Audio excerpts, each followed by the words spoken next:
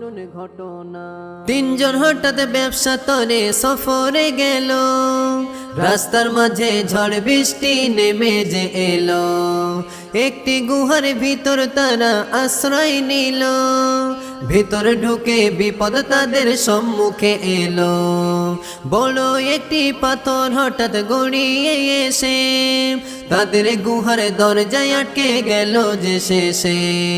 চেষ্টা তারা করলো, পাথর একটু সরে নাই, ভাবলো তারা মোদের তো আর বাঁচার উপায় নাই।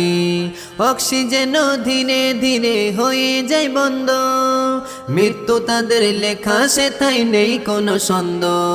তারা এমন কাজে করলো তখন খুশি রব্বানা, তারা এমন কাজে করলো তখন খুশি রব্বানা। আজ বলবো আমি তিন ব্যক্তির করুণ ঘটনা, আজ বলবো আমি তিন